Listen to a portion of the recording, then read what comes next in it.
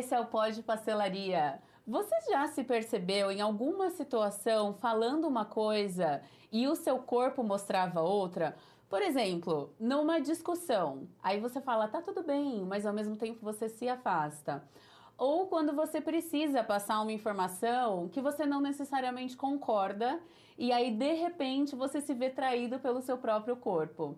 Isso acontece por muitas razões. Algumas delas podem ser até proteção para você, mas isso é papo para um outro episódio. Hoje eu estou aqui com meu grande amigo Felipe Fonseca. Ele é jornalista, mestre em comunicação e ele está aqui hoje para conversar com a gente sobre os códigos ocultos da comunicação. Oi, Fê, seja bem-vindo. Eu estou muito feliz, obrigado pelo convite. Se eu não estivesse aqui, eu estaria muito chateado, você sabe disso. E estou muito honrado de fazer parte desse projeto, de alguma forma. Estou muito feliz de você estar aqui. Fê, vamos começar falando sobre o que são esses códigos ocultos. Legal. Para responder essa pergunta, eu preciso de 40 minutos, mas eu vou tentar resumir. Eu acho que assim... acho que é melhor, né? Menos um minuto seria o suficiente. Então, valendo... eu acho que a gente pode definir esses códigos como a soma de todos os sinais ou signos, né, que a gente usa na comunicação, muito essa palavra, mas traduzindo para o nosso dia a dia, são aqueles sinais que a gente passa, desde a nossa roupa, a nossa postura, o nosso gestual, o nosso tom de voz. Tudo isso junto a gente pode chamar de códigos. E eles podem concordar com o que a gente está falando, com o nosso conteúdo, ou eles podem nos trair, que é o que mais acontece. Dedurar, né? Dedurar são que muito gente... dedo duro. Sim, e como que você acha que a gente pode ficar mais consciente de como... Porque muitas vezes quando a gente está se comunicando, né, se expressando, enfim, a gente acaba prestando muita atenção nas palavras que a gente usa, como que eu vou passar essa mensagem, mas não necessariamente a gente está consciente sobre a mensagem que o corpo está entregando. Como que você acha que a gente pode ficar um pouco mais consciente nesse sentido? Olha, tem vários caminhos. Na minha carreira, né, na minha profissão, eu sou jornalista e trabalho com comunicação corporativa. Eu tenho uma ferramenta que é um treinamento chamado Media Training. Nesse Media Training, a gente passa uma série de dicas que eles valem para situações extremas, como, por exemplo, vou dar uma entrevista para uma TV ao vivo que tem um microfone aqui na frente, uma luz aqui na minha cara e um jornalista me fazendo perguntas, às vezes, desconfortáveis. Sim. Né, que a gente poderia ou não responder.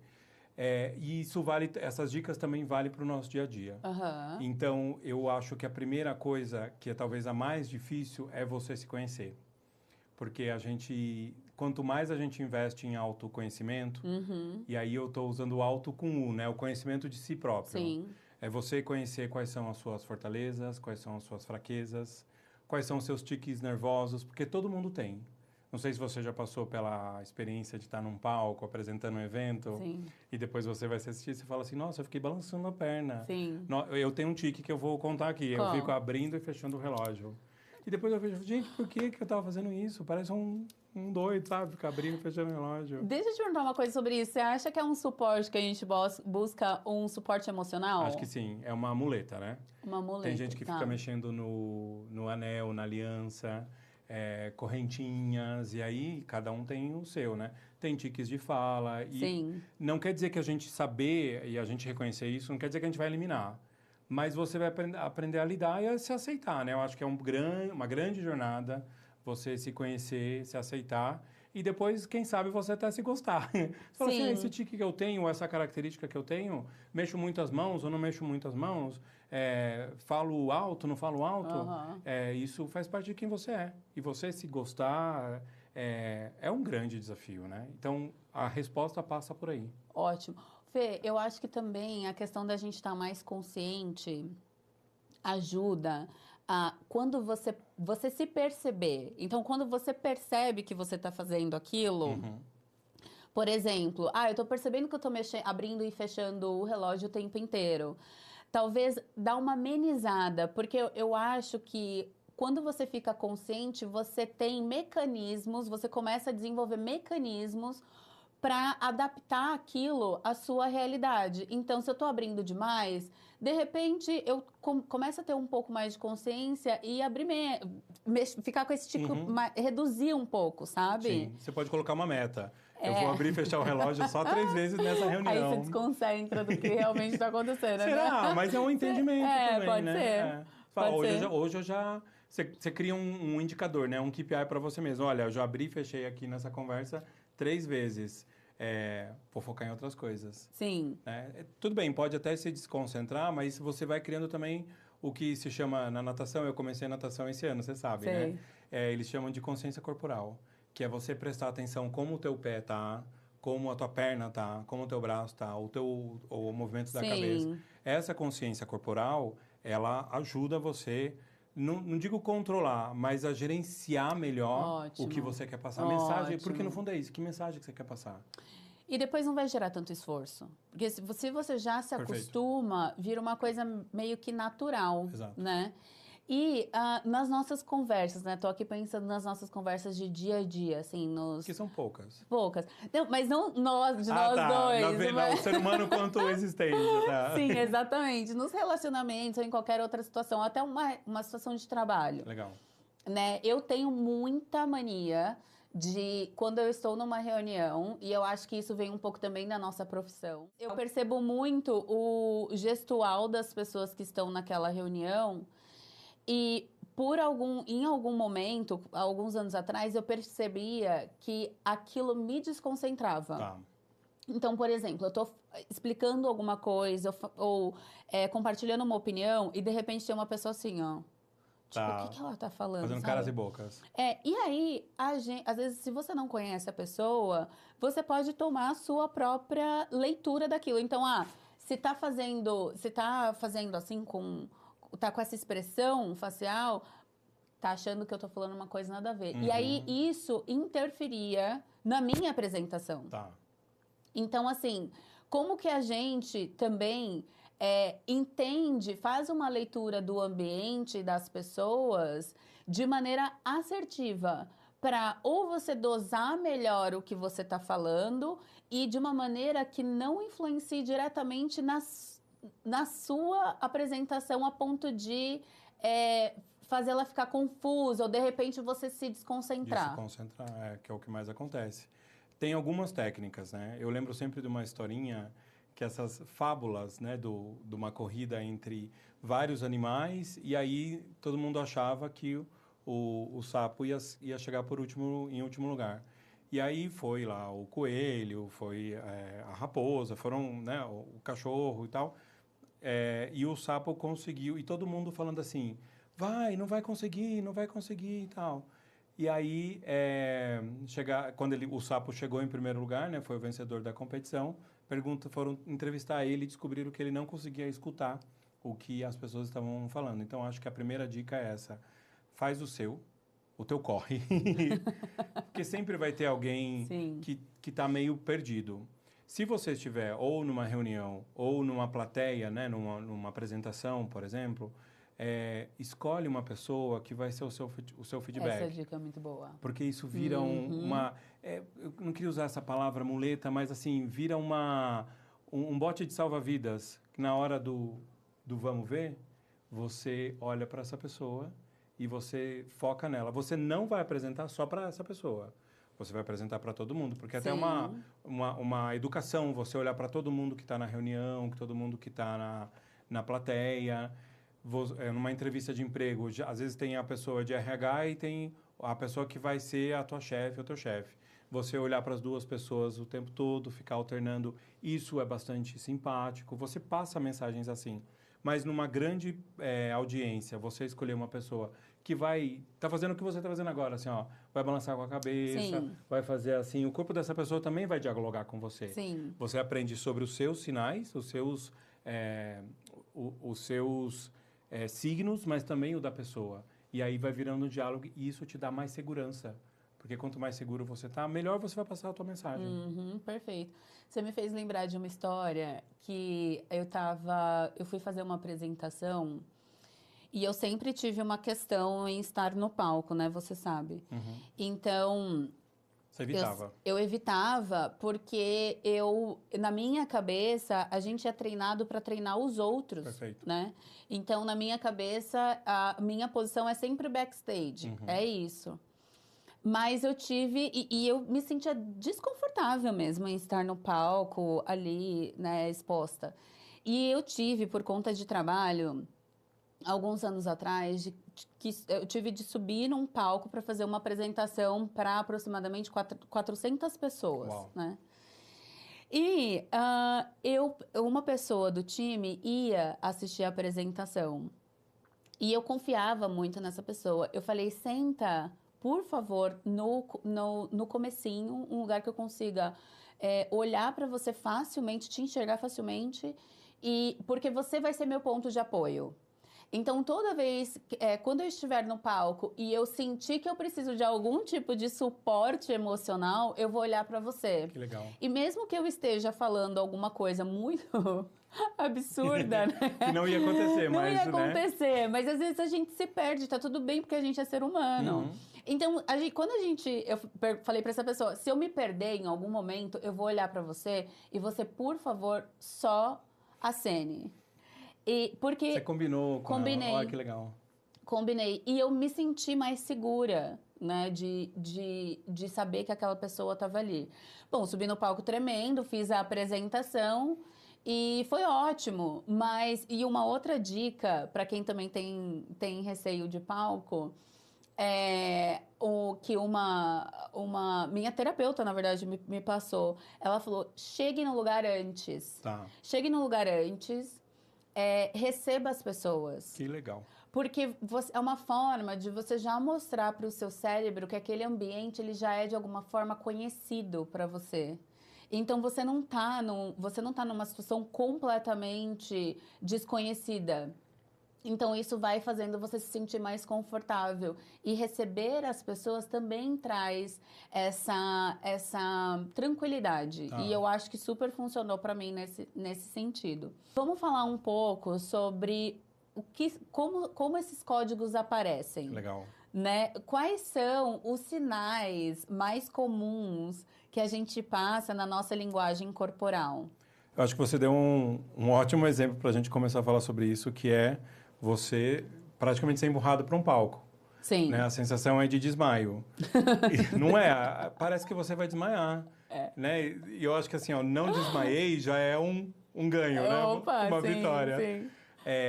E aí o nosso corpo ele começa a atrair a gente ou dedurar o que a gente está sentindo. Uhum. E aí, por exemplo, eu ficar aqui com o pé balançando muito, Tá. eu falo assim, Dani, eu tô super tranquilo. Tô tranquilaço.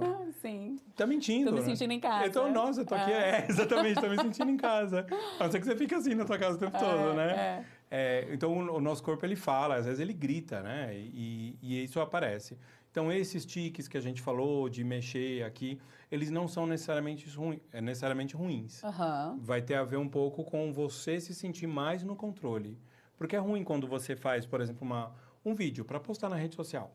E você fala assim, nossa, eu fiquei com um tique que eu não queria que as pessoas vissem. Às vezes ninguém vai nem ver, mas você vai ver. Sim. Se você tem esse autoconhecimento, você se sente mais no controle e ele tende a reduzir, a aparecer menos esse tique.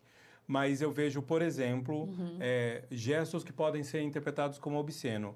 Juntar as mãos assim, que é um descanso para as mãos. Eu sei que é. Sim. É uma coisa anatomicamente fácil de se fazer, mas pode ser mal interpretado. Tá. Aí você está passando uma mensagem bonita, está falando de trabalho, vai apresentar um projeto e vai virar meme. E pior que isso rouba, né? Rouba muita atenção. Esse é o problema. Você deve se lembrar, certeza que você se lembra da Ruth Lemos, que é uma nutricionista, que ela estava ao vivo no Bom Dia São Paulo, e aí ela estava com um ponto, e aí sanduíche. Exato. Ela estava falando sobre a importância da nutrição para as crianças nas escolas.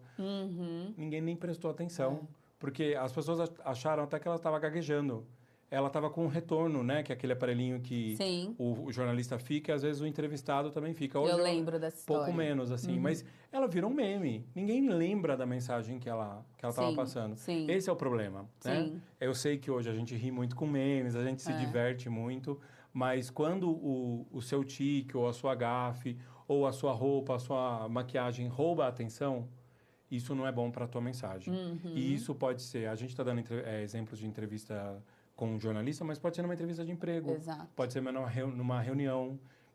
Então, a questão do gestual, né, do gesticular, eu sempre falo que você tem que imaginar um bambolê. Esse é o teu limite, porque é bem-vindo você mexer as mãos. Quando você vai falar assim, ó, eu, particularmente, individualmente, na minha trajetória, você apontar para você está reforçando aquilo que você acabou de falar. Perfeito. É bem-vindo isso, é muito bem-vindo. Ou então você fala assim, todos nós aqui, você aí de casa. Esses são gestos poderosos que reforçam a tua mensagem. Mas fazer muito essa ênfase desnecessária, isso também prejudica. Então, o que eu falo nem muito fechado aqui, porque a própria psicologia traz um pouco de essa defesa, o braço cruzado aqui, ó, e nem muito lá. Se você me permite contar uma coisa sobre o braço cruzado... Ai, super. Eu fiz mestrado em comunicação e a minha dissertação a minha pesquisa foi sobre como executivos de grandes empresas, na verdade, empresas de diverso porte, eles eram mostrados nas fotografias da coluna Mercado Aberto da Folha de São Paulo. Infelizmente, essa coluna não existe mais, era dentro do caderno de economia, né, o caderno Mercado da Folha, e essa coluna era assinada pela Maria Cristina Frias, que é uma das herdeiras, né, da Folha de São Paulo. E isso era quando, Fê? Isso foi começo durante... do 2000, não? Foi do começo dos anos 2000 até 2016, por aí. Tá. E aí, o que eu fiz? Eu peguei uma imagem de cada ano dessa revista, foi orientado pela Simonetta Persichetti, que é uma das maiores especialistas em fotografia do Brasil, e a gente analisou a influência das artes nessas imagens, que são imagens corporativas, né? Que a gente no dia a dia orienta os executivos, as executivas das empresas, pós assim, pós assada, perto do logo, longe do logo, perto de uma planta, longe de uma planta, né? Exato. E aí eu comecei a ver algumas coisas que se repetiam. A questão do braço cruzado é uma espécie de clichê. É super. Não é? Porque virou uma ideia de poder, né? Exato. Só que isso é difícil de comprovar, porque no mestrado você não tem uma tese, você tem uma dissertação. Então, você levanta muitas hipóteses e você apresenta ali caminhos para aquela conversa, que você pode até confirmar ou desmentir num doutorado. E uma das origens disso que eu relaciono é a ideia de defesa, porque eu estou me defendendo, eu estou pronto para o combate. Eu não digo que seja a origem, mas uma relação que eu fiz é com... Não sei se você lembra disso, pôsteres de equipe de futebol, que eles estão tudo assim, uns agachadinhos, outros em pé, assim, é o pôster oficial do Palmeiras, a foto oficial do time. E aí, né, o torcedor tem em casa e tal. Sim. E tá todo mundo assim, ó, principalmente o goleiro. Então tem a ver com defesa. Isso pode parecer do tipo, eu estou pronto, mas pode parecer numa conversa, por exemplo, a gente tem um relacionamento amoroso. E a gente está discutindo aqui, ó, você está me falando, eu estou aqui assim, né? Tudo bem, eu estou prestando atenção, mas eu também estou pronto para defender. Mas já demonstra logo de cara que não está aberto para o que está sendo dito. Exatamente. Né? Não é uma mensagem muito positiva, né? O que o seu corpo está passando. E aí tem um conceito que daria uma outra conversa inteira, que é a tal da escuta ativa. Então, se eu quero falar de comunicação, se eu quero me comunicar com uma pessoa que é importante para mim, seja um candidato a um emprego, um recrutador, uma namorada, um namorado, eu preciso ter uma escuta ativa, que eu tenho coisas para falar também, mas eu quero te ouvir. Porque você é um stakeholder, né? Você é uma pessoa importante para mim. E isso vale para grandes coisas, né? Grandes acontecimentos, qualquer coisa. Como no dia a dia. Sim. Né? Pode ser uma coisa como essa conversa aqui, assim. Eu estou prestando atenção nas suas perguntas, porque elas vão me orientar. E você está prestando atenção no que eu estou falando, porque talvez vai te dar outros ganchos, né? Exatamente. E outra coisa que eu estava pensando também é que quando a gente está numa conversa, e aí usando o exemplo que você trouxe da questão da entrevista, né? Quando a gente senta, por exemplo, com o corpo muito para frente, ou que a gente se retrai muito, mostra que a gente não está confortável. Exato. Né? E um outro ponto é que e aí não tanto sobre o gestual ou o nosso corpo, mas falando ainda sobre a questão da entrevista, uma coisa que eu estava refletindo outro dia, a gente às vezes por uma falta de maturidade ou de querer estar sempre com a resposta na ponta da língua. E isso tem a ver com o que você acabou de falar, de escuta ativa, né? Do quanto que você está prestando atenção no que o outro está falando e não pensando na resposta que você vai dar, né? Isso é o que promove uma conversa, um diálogo mesmo. E aí, voltando para a questão de entrevistas, por exemplo, antes eu tinha muito uma necessidade de ter uma resposta na ponta da língua para o que a pessoa estava me perguntando.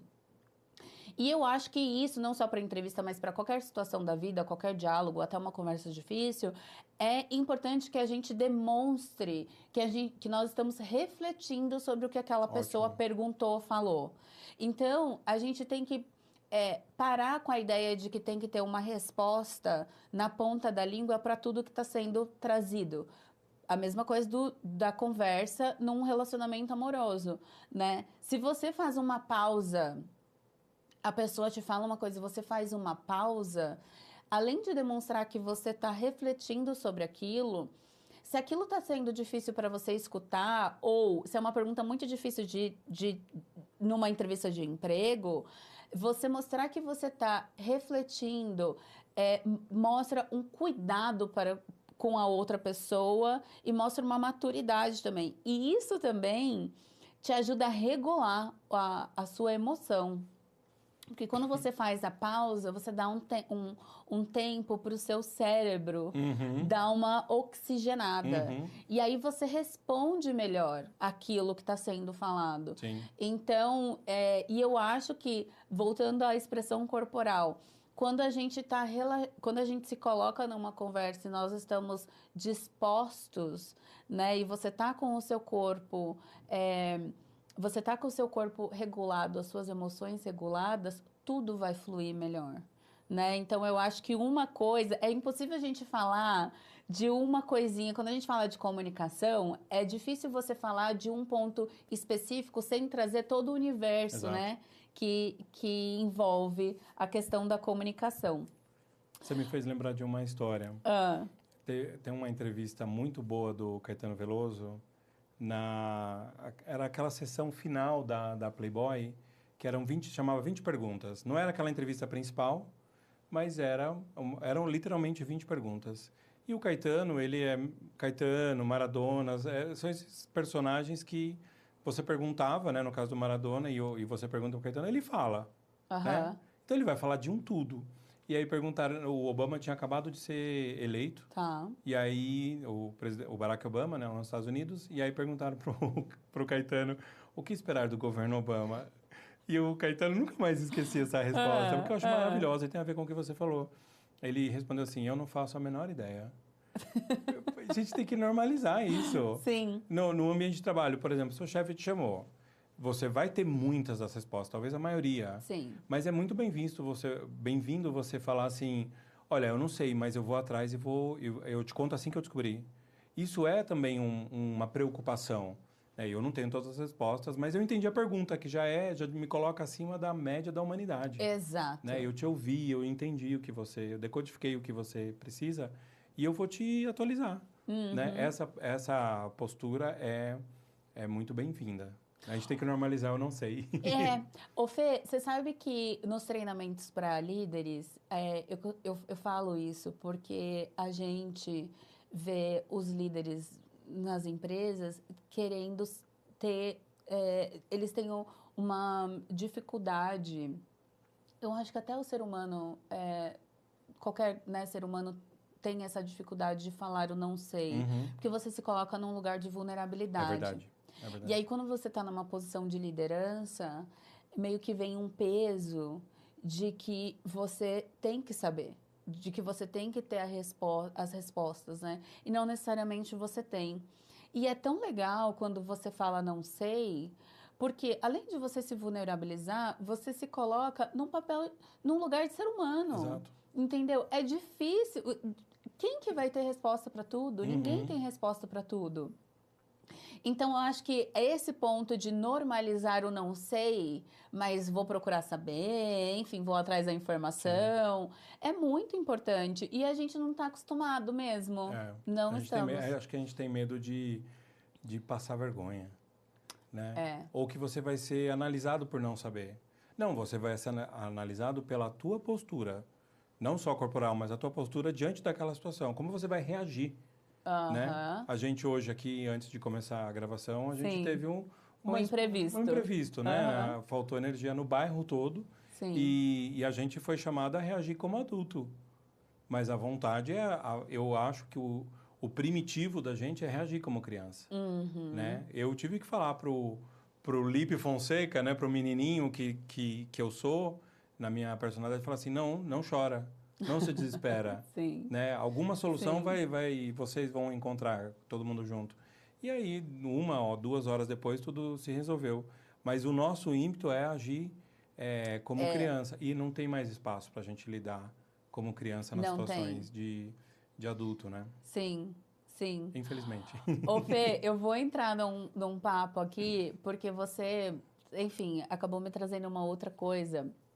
Como você sabe, eu tenho muita curiosidade sobre o tema de neurociência. E eu amo esse tema, É né? muito legal mesmo. Então, e eu escuto muito podcast a respeito do tema e tudo mais. E aí, a neurociência explica que o nosso cérebro, ele tem uma coisa chamada de neuroplasticidade. Isso significa que os caminhos que o nosso cérebro conhece são esses caminhos das reações que a gente está acostumado a ter, sabe? São os nossos padrões, Tá. né? Então, esses padrões... E o nosso cérebro, ele está sempre tentando economizar energia, Tá. né? Porque quando a gente olha para o pré-histórico, a gente na era pré-histórica, a gente precisava economizar energia para poder caçar e, enfim, pegar comida e tudo isso. Então, o nosso cérebro ainda funciona assim. Mas a tal da neuroplasticidade dá pra gente uma oportunidade incrível de criar novas conexões dentro do cérebro. Tá. Então, quando você quebra um padrão de comportamento, você começa a usar dessa neuroplasticidade e começa a criar novos caminhos. Então, quando você começa a se comportar de uma outra forma, você começa a passar uma mensagem para o seu cérebro de que aquele não é mais o seu padrão. E você começa a criar novos padrões. Tá. Então, e eu acho que também isso faz parte do amadurecimento, né? De como a gente reage e tudo mais. E quando acontece alguma coisa inesperada, ou até o nosso cérebro entende que aquilo pode ser um perigo, pode estar colocando a gente numa situação de perigo, a primeira reação, a primeira coisa que ativa é a amígdala, né? No cérebro, que é a nossa proteção.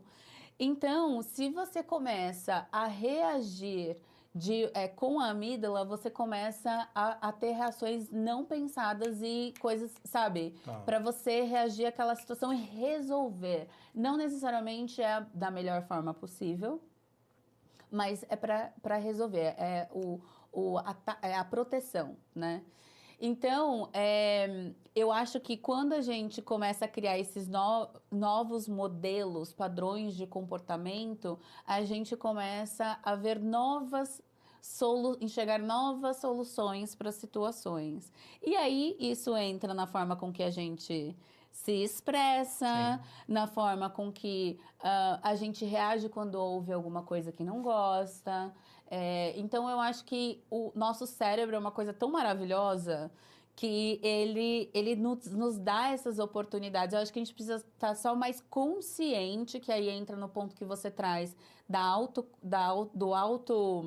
como é que você trouxe? Do autoconhecimento para a gente enxergar quais são os pontos que não necessariamente estão da forma que a gente gostaria, para a gente remodelar isso na gente, sabe? Sim, eu acho que é ressignificar as nossas atitudes. E você falou uma coisa que me fez lembrar dos treinamentos que a gente dá. Eu estou dando vários spoilers aqui do treinamento, que é algumas cartas na manga que a gente tem numa conversa assim. Legal. Então, essa questão que você falou de esperar um pouquinho para responder, não é me dar 5 minutos que eu vou ali em cima de uma montanha e vou refletir como um pensador. Não é.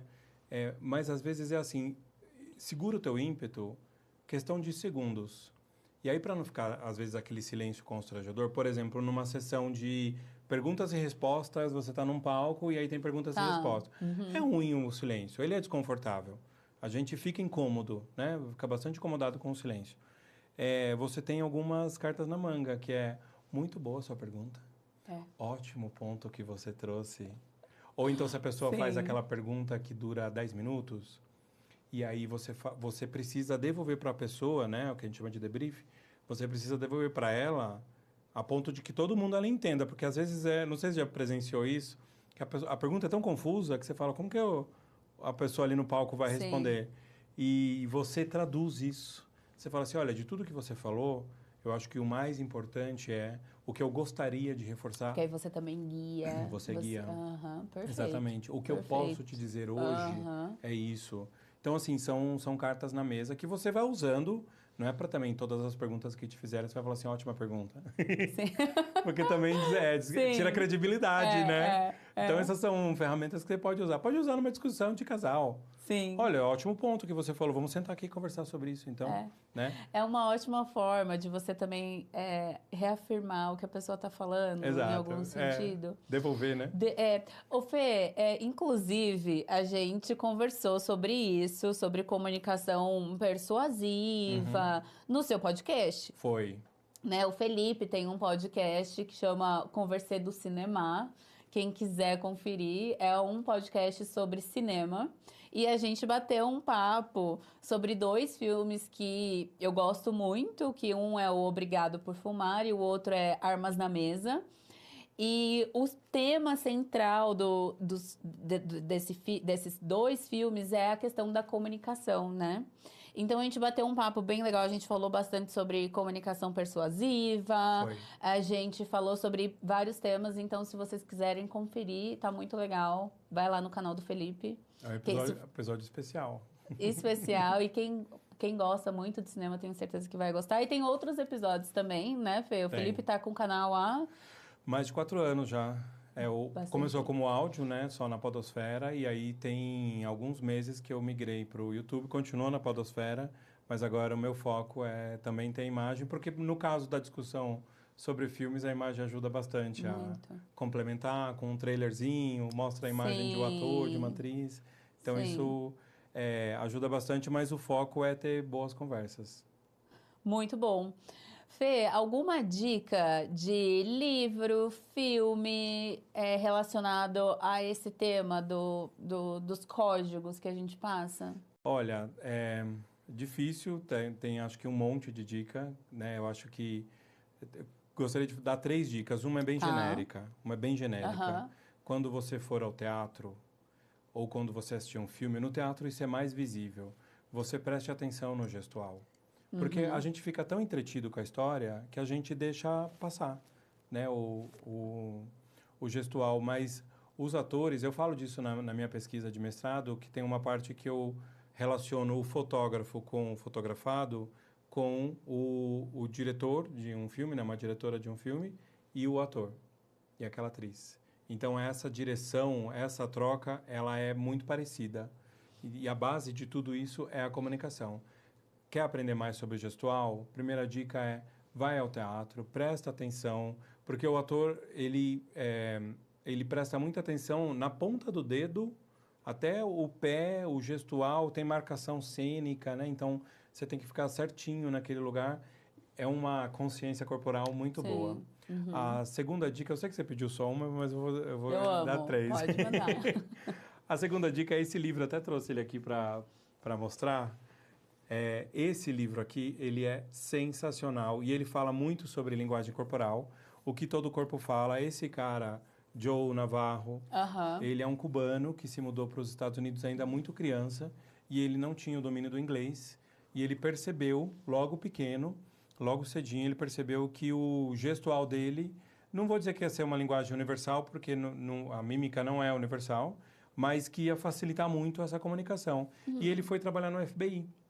No FBI, ele conseguiu identificar em aeroporto, em interrogatório, pelo gestual, ele conseguiu identificar muitos criminosos e não só aprender, mas Nossa. também prevenir crimes. Então, é um livro muito gostoso de consultar. Os capítulos são curtinhos, tem muitas imagens sobre essas posições, onde eu coloco a mão, o que significa o braço cruzado. Então, um pouco dessa discussão.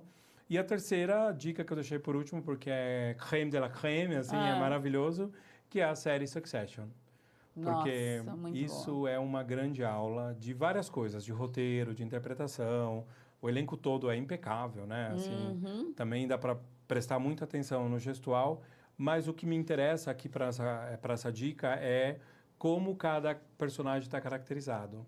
Então, você vai ter a filha que vai estar sempre muito bem vestida, mas não vai estar ostentando marcas. Aham. Você vai ter um filho que, numa festa de aniversário, quer chegar de moto na festa de aniversário, vestido como um rapper, porque ele quer desconstruir a ideia de Mauricinho, mas ele é muito Mauricinho. Eu lembro desse episódio. Exato. Aham.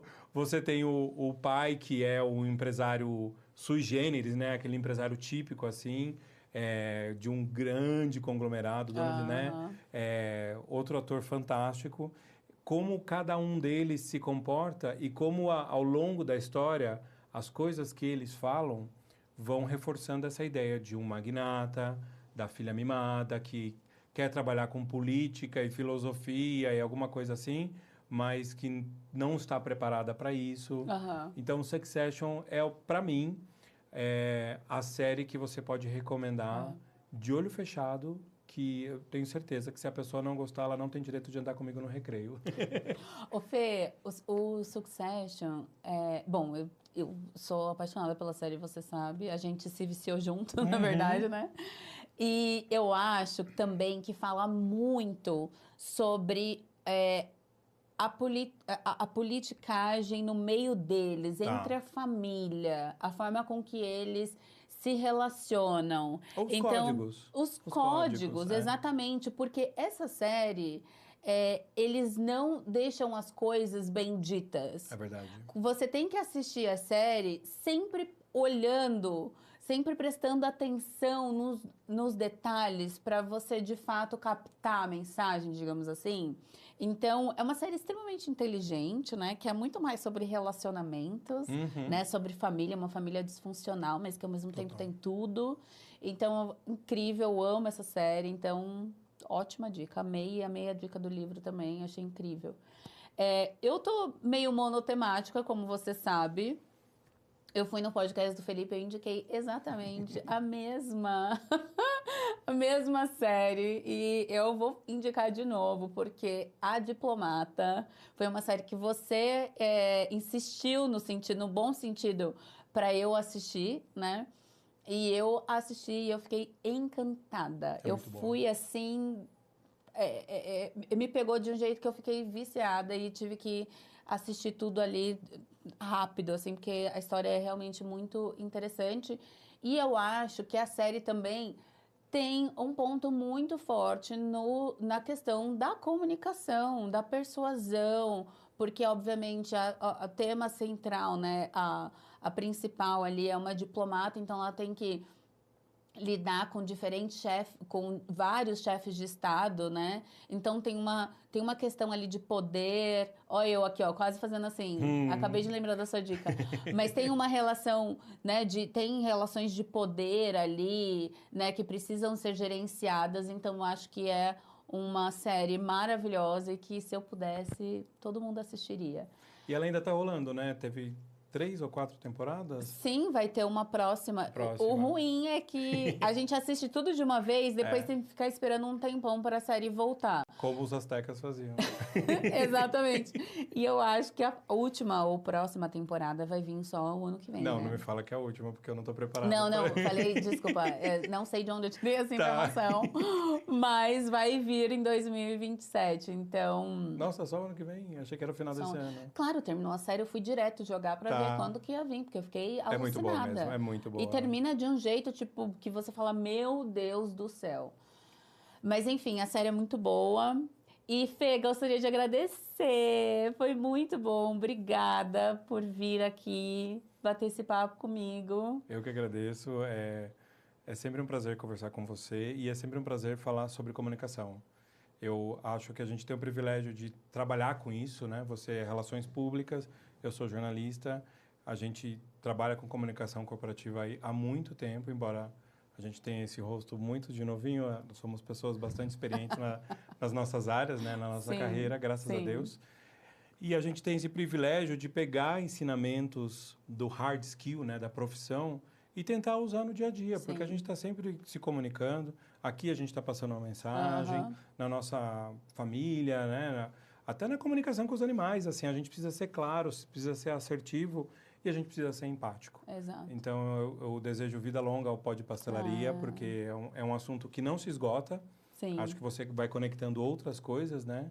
E se a tua audiência começar a refletir mais sobre isso e conversar com você sobre comunicação empática, assertiva, já vai ter valido a pena. Perfeito, perfeito. Obrigada.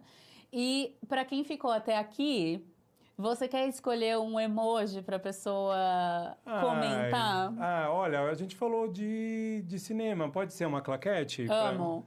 Então, quem ficou com a gente até aqui, deixa uma claquete. Existe claquete? Existe no teclado? É, porque aqui existe. É. Eu usei ontem. Porque eu procurei pastel e não achei. Fiquei chateada. Precisa providenciar. Exato.